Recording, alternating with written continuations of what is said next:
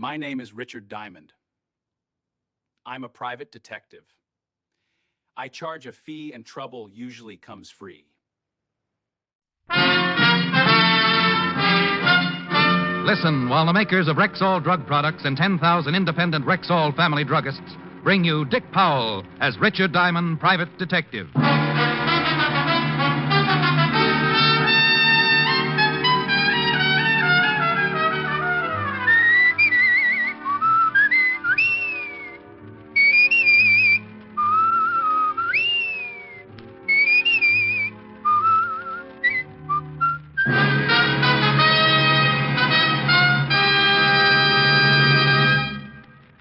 Good evening. This is your Rexall family druggist with especially important news for you.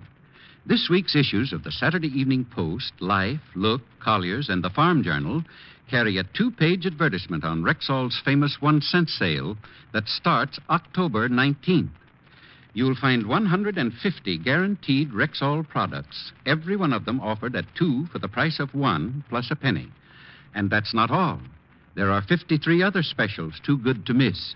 So be sure to check this ad on Rexall's big 1-cent sale, and when you see it, remember, you can depend on any drug product that bears the name Rexall. Good health to all from Rexall. Now your Rexall family druggist brings you another half hour with Richard Diamond, private detective, starring Dick Powell.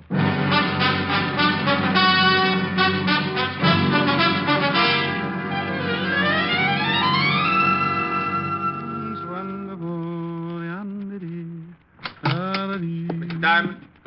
That's right. How do you do? I'm Roger Renard, real estate. Well, have a seat. Thank you.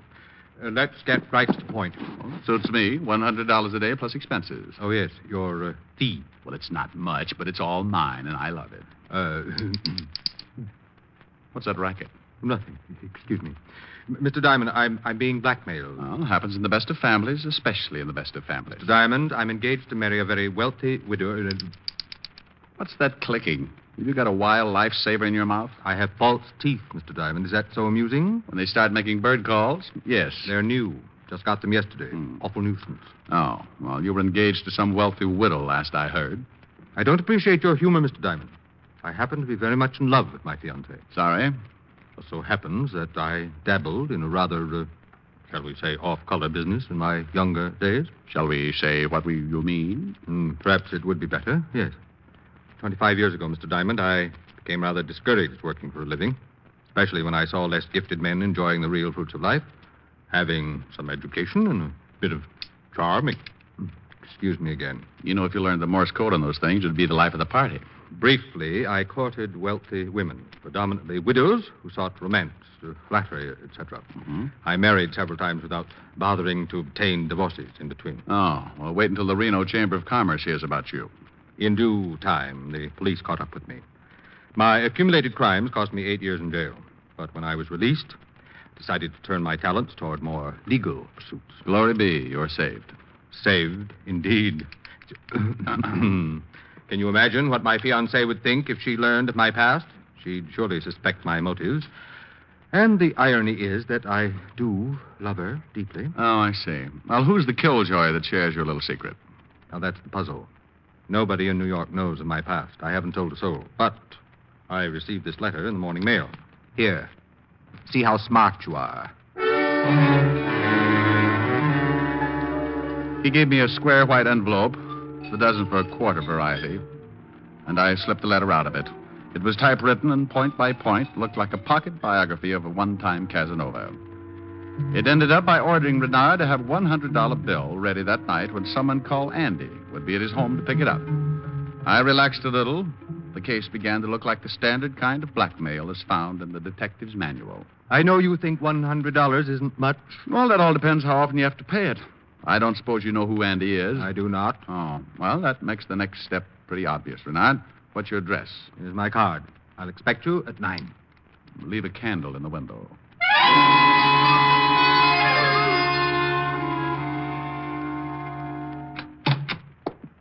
Uh-oh. Nailed down everything, Lieutenant. It's the shamus. Why, Sergeant Otis, don't tell me it's you. You've brightened my whole day. I don't know why, but that's too bad. Well, the boys in the pool room told me you were drafted. I cashed in all my war bonds. Now I can buy them back. Otis, stop trying to figure that one out. What's doing, Rick? Oh, nothing much, Walt. How'd you like to come along with me tonight? Help me wrap up a screwy blackmail deal. Might learn something. It's a new angle. What's new about blackmail? Well, the whodunit part in this case. My client doesn't know who's blackmailing him, but some character named Andy is supposed to pick up the cabbage tonight. Want to come along or not? I'd like to, Mr. Diamond, if the invitation is still open. Well, that's very nice, Lieutenant Levinson. It's open to you for a nominal fee. Well, I'm prepared to pay. Oh, hey, cut it out, Rick. Can I go too, Lieutenant? Sorry, Otis. This is strictly stag. Oh, I didn't know. Excuse me.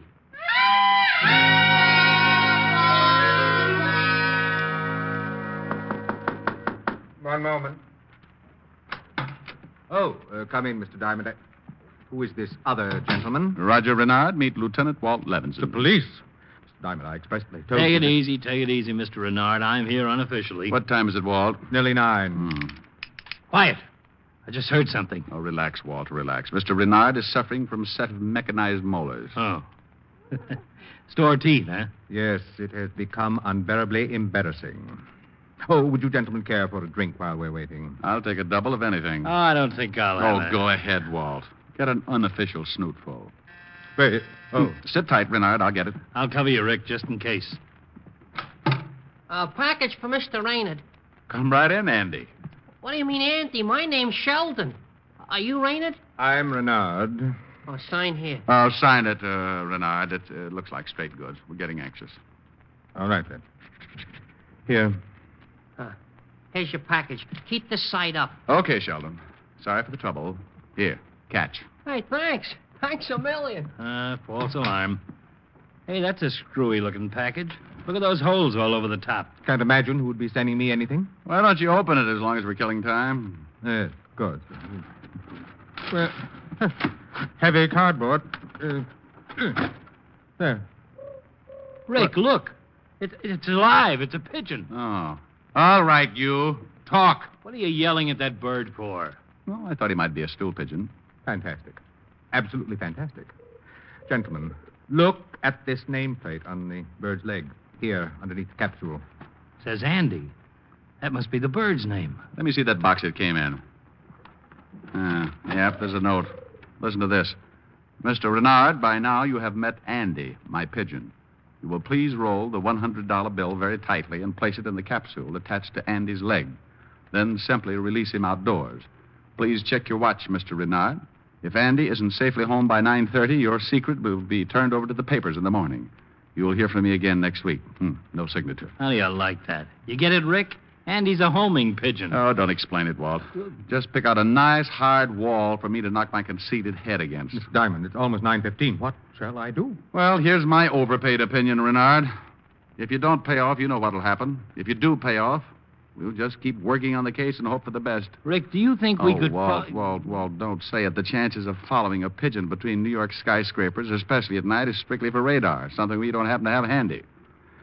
Well, what's it going to be, Renard? I'll pay the money, of course. There's no other way. But this will bleed me dry week in, week out. Well, it looks that way. Well, that will be the end, then. I can't raise that much cash each week. Well, here's the money, Mr. Diamond. Will you gentlemen take care of the details?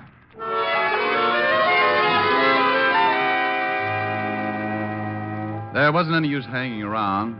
Walt drove me home, and I spent the rest of the night dreaming about flying blackmailers. Sure, we could check the delivery outfit that brought the package, but I'd give odds the return address was phony. Come morning, I washed the sour taste out of my mouth with some coffee and went to my office. While I was draping some black crepe around my license, business picked up. A nervous young man walked in, introduced himself as John Miller, hemmed and hawed for a minute, and then blurted out with, Mr. Diamond, I need your help right away. I'm being blackmailed. Just because I sat there with my mouth open, he thought I was interested and told me more. He was married, and several years ago, another girl had come along. Nothing serious. The romance had died in a few weeks, but his wife might not understand, so on, so on. Mr. Diamond, why are you staring at me that way? Who is blackmailing you? What's the strangest part? I don't know. Oh, don't sit there and lie to me. You've got to know. Blackmail means that somebody is going to... Oh, never mind. Oh, there's one thing, though. Tonight at 9 o'clock, someone named Andy will be... Andy? Oh, no. No, no, no. Oh.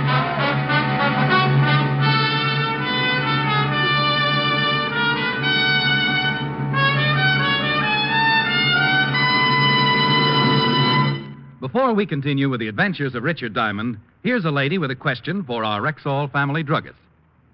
I want to know more about the ad on Rexall's 1-cent sale. Well, ma'am, the ad appears in this week's Life, Look, Collier's, the Saturday Evening Post, and the Farm Journal. 2 big pages crammed with 150 guaranteed Rexall products.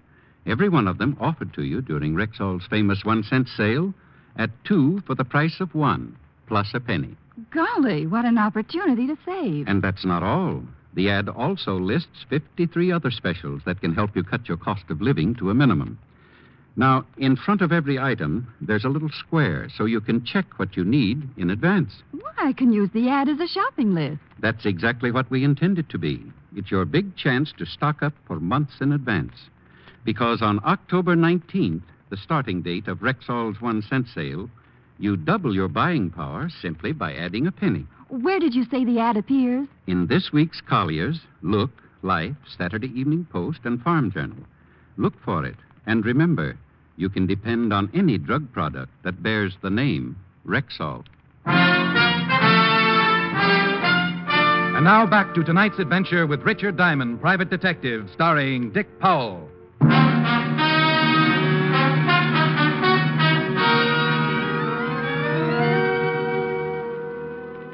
So it had come to me, as it must to all private detectives. A strange little voice inside my head began nagging. Get out of this business while you still have all your marbles. Get into something sensible, like taming python.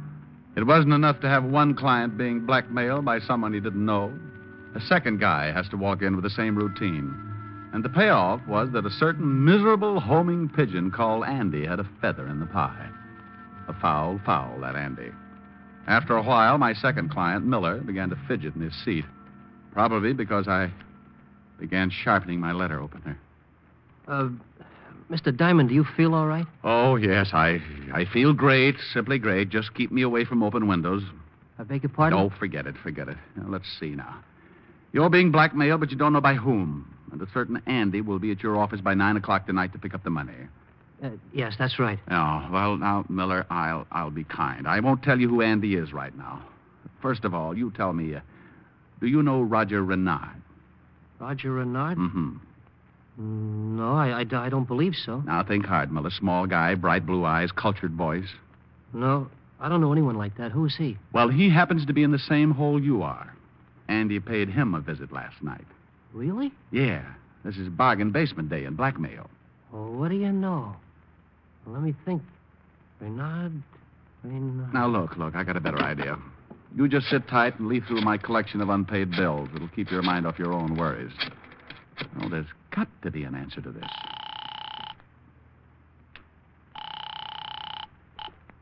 Hello? Renard, this is Diamond. Can you get to my office in 15 minutes? Of course. Has anything happened? Don't ask. But, Just hurry. There'll be a diagram for you when you get here. When Roger Renard arrived, I introduced him and revealed my last hope. Somewhere there had to be a familiar connection between Miller and Renard. A familiar place, a mutual friend. Well, they finally caught on and began playing the game known as Haven't I Met You Somewhere Before? Now, let's see, Miller. Were you in Kansas in the winter of 1942? I had a dear lady friend there at the time, name of Sophie Holloway.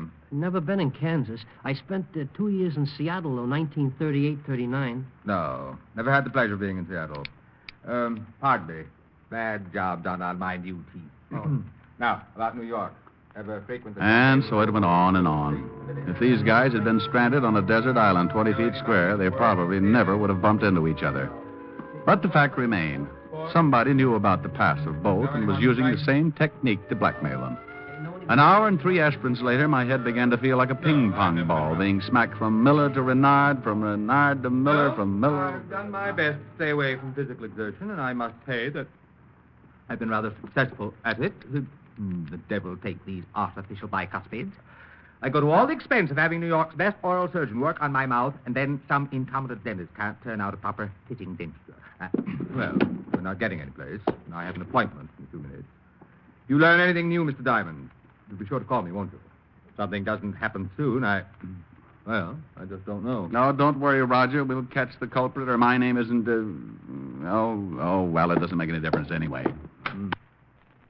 Well, goodbye, Mr. Diamond. Goodbye. Goodbye, Renard. Whew. That guy was driving me crazy with that clack-clack of his teeth. You think an oral surgeon with Cutler's reputation would recommend a competent dentist to his patients? I thought he was great. Yeah, sure. Now, look, Miller, isn't there anything else I can do for you? Find out who stole your yo-yo in 1922, or maybe get Look, you... just find out who's blackmailing me, Diamond. I haven't slept in days. I know. Somehow I feel that soon you won't be alone. If you could only find out where that pigeon is.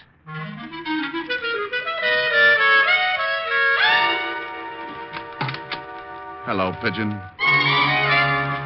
Oh, Rick, what are you doing here in the middle of the afternoon? Oh, I'm looking for a place to hide, Helen, dear. Can I borrow your closet? Hide from what? Pigeons, false teeth. A pigeon with false teeth? No, dear. A client with false teeth. The pigeon's blackmailing him. Oh, a stool pigeon. No, I tried that. This pigeon flies. He has a plane? Honey, this is a real pigeon with wings yet. You know, like this. Oh, just lie down on the couch and take it easy. You must be working too hard. I don't want to lie down. You want to fly? No. Well, make up your mind. Well, I'm trying to tell you why I came over. Two guys who never saw each other are being blackmailed. By a pigeon? Yes. The same pigeon? Yes. And it flies? Yes, and it goes coo, coo, coo, brr, coo, coo. Are you sure you wouldn't like to lie down? No, I just want some peace and quiet so I can figure this thing out. Rick, darling, at least try and take it easy. Now, come on. Nothing's that bad. Smile for Helen. Smile? Oh, come on. Let's see your pearly teeth. Hmm? I said, let's see your pearly teeth. Helen, that's it. That's wonderful. Now, how about a nice cool drink? No, listen. Renard said he went to New York's best oral surgeon. Later, Miller said an oral surgeon with Dr. Cutler's reputation should have recommended a competent dentist. And he was probably right. Now, why don't you just try How and get did Miller know Renard was talking about Dr. Cutler? Ouija board? Because Miller must have been treated by Dr. Cutler, too, and knows he's the best oral surgeon in New York. Helen, I gotta make a phone call.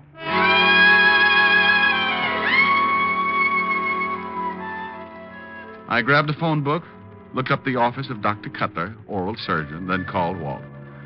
20 minutes later, I met the good lieutenant on the 10th floor of an office building on Madison Avenue. Walt assigned Otis to guard duty outside of Dr. Cutler's office. His orders were to trip any guy in a white smock that seemed in a hurry to take the day off. Walt and I agreed to underplay our police affiliations just in case he were wrong. Then we went in. We slowed up when a white mountain of a woman stood up from her desk and announced she was Miss Barrows, Dr. Cutler's nurse. Could have fooled me. From the size of her, Notre Dame could have used her last week. What seems to be the trouble, gentlemen? Well, it's somewhat important, Miss Barrow. We'd like to see Dr. Cutler as soon as possible. My name's Diamond. I see. In just a moment. Yes, Miss Barrow? Doctor, there's a Mr. Diamond and his friend here to see you. They say it's urgent. Thank you. I'll be right out. Won't you sit down? No, thanks. We'll stand. Good afternoon, gentlemen. Hello, Doctor. How do you do? What seems to be the trouble? May we go into your office, Doctor? Oh, yes, of course. Go right in. Miss Barrow, are those X-rays ready on that impacted molar? I'll have a look, Doctor. Thank you. Now, gentlemen. The doctor was an old, red-faced gentleman with puzzled blue eyes. As tactfully as I could, I told him about Renard and Miller and the fact that they were in trouble. He remembered them. Oh, yes, Mr. Diamond. I removed Mr. Renard's teeth last month. As for Mr. Miller, he was in just last week. The rest of it is pretty blunt, Dr. Cutler. Both of these men are being blackmailed by the same party. And it just so happens, Doctor, that you are the only acquaintance they have in common. What? Now, look here, Now, young don't man. get excited, Doc. Rick isn't accusing you. We just have to check these things. I realize that. I think my position and past record in dental surgery are proof enough. If you care to see a statement of income from my practice, plus stock dividends, you'll see how foolish. Yeah, Doc, you're right. Rick, it just doesn't figure, not for a lousy couple of $100. No, I know, Walt. It sure looks that way. But if this isn't the end of the line, we'll be on this sleigh ride forever. Dr. Cutler, is Is there anyone else in your office who gets to know the patients well? Just myself and Miss Barrow. She's the nurse who's outside. I could call her in. No. In a minute, Doctor. Does she just answer the door and take temperatures or what? Oh, no, of course not. Miss Barrow is a registered nurse and a trained anesthetist. You mean she gives your patients Novocaine? Is that it, Doc? Novocaine, yes, in some cases. For specific cases, we must use a more general anesthetic like sodium pentothal or gas, or sometimes... Doctor, isn't sodium pentothal sometimes called the truth serum? Yes, in narcosynthesis. It's sometimes used in psychiatric treatment.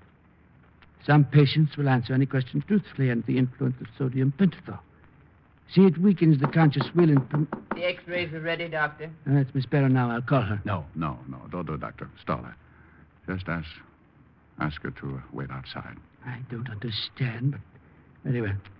One moment, Miss Barrow. What are you going to do, Rick? Doctor, I want you to pretend that I'm an emergency case. Must be treated at once. Can you?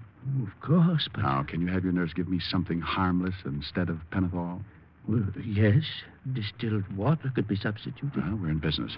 Walt, you make like the old friend who came along for laughs. Uh-huh. Now, Doctor, call Miss Barrow in and turn her loose on me.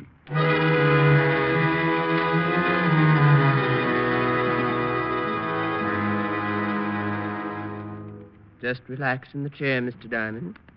There's nothing to worry about. Oh, I hope not. My whole mouth feels like it's burning. I'll have to strap your hand down for the pentothal injection. This won't take long, will it? You won't feel a thing. Now, there's the tourniquet. Now we're ready. Well, let's get it over with. Very soon, Mr. Diamond. Very soon. You're getting drowsy now. Very tired, aren't you? You can talk, Mr. Diamond. Patients often talk away their troubles while I take care of them. Oh, yes, talk away troubles. It's up to you, of course. But if you want to get anything off your conscience, why, just go ahead. Oh, wonderful. Everybody has something that's bothering them. Something they're ashamed of. Ashamed? Oh. You can tell me. Ashamed of... Oh, ashamed. Yes, go on. I used to steal money from a friend of mine. Was a wonderful guy. Big, fat, but dumb from the word go. I'd steal him blind. His watch, his cash. He never knew what was happening. That was terrible of you, wasn't it? What's his name? Levinson. Walt Levinson. Oh, but then Yes, I'm listening. Well, then he became a policeman, a lieutenant.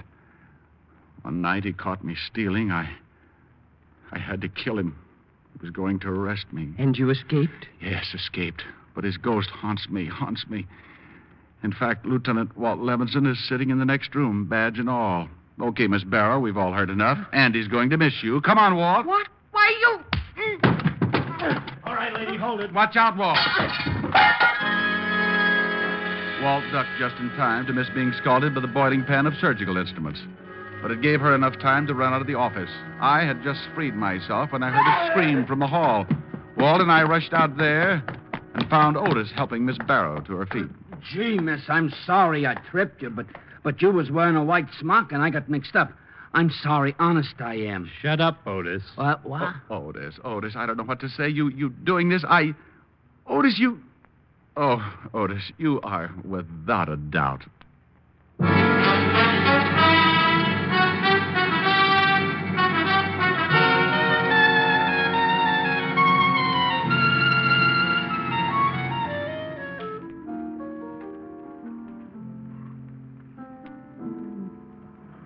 You feel better? Mm-hmm. All calmed down? Oh, sure. No more problem? Not a single one. How's the pigeon? Oh, we found him over at a nurse's house. He was staying with the nurse? In the garage, yes. Had a friend there, too.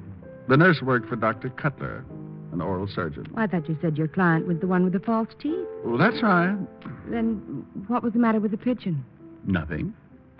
He was just a little tired from making all those trips with that money tied to his leg. Oh, Why don't you sing something? All right. It's wonderful. It's marvelous. You should care for me. It's awful nice. It's paradise. It's what I love to see. You've made my life so glamorous. You can't blame me for feeling amorous. Oh, it's wonderful. It's marvelous that you should care for me. Well, honey, how was that? Oh, fine. Fine. I don't even think you were listening. Rick, about the pigeon and what you said about money tied to his leg and... Come here. Now, wait a minute. I'm confused. Come here. You said that you had a client who... He had false teeth. Mm-hmm. And a pigeon with money. Still confused? Uh-huh. Confuse me some more.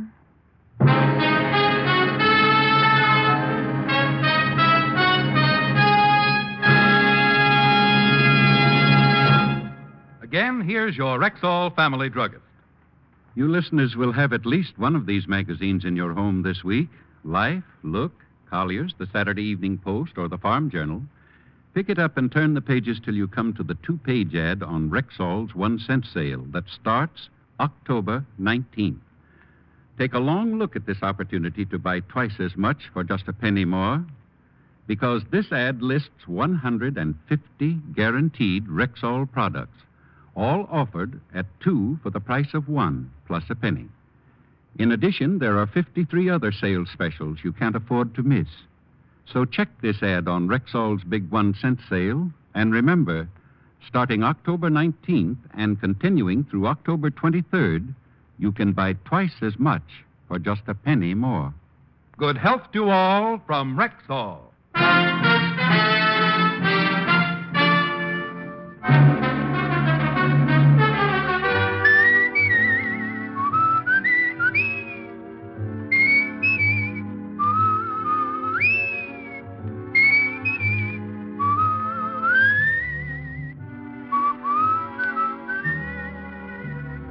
Richard Diamond, Private Detective, stars Dick Powell in the title role and was written by Joe Morheim and Hal Bloom and edited by Blake Edwards, with music by Frank Worth.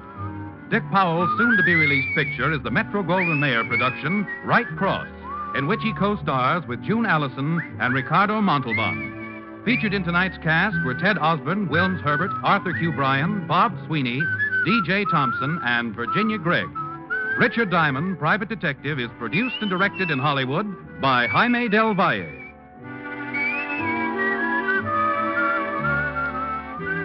This is Bill Foreman inviting you to join us next week at this same time when we will again bring you Dick Powell as Richard Diamond, Private Detective.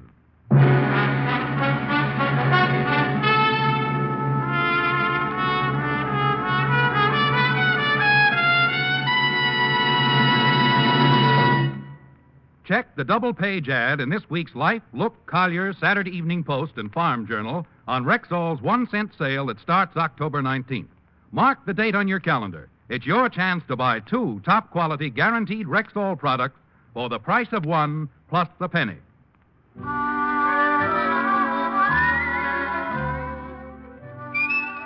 Hear a thrilling police drama on Dragnet tomorrow night on NBC.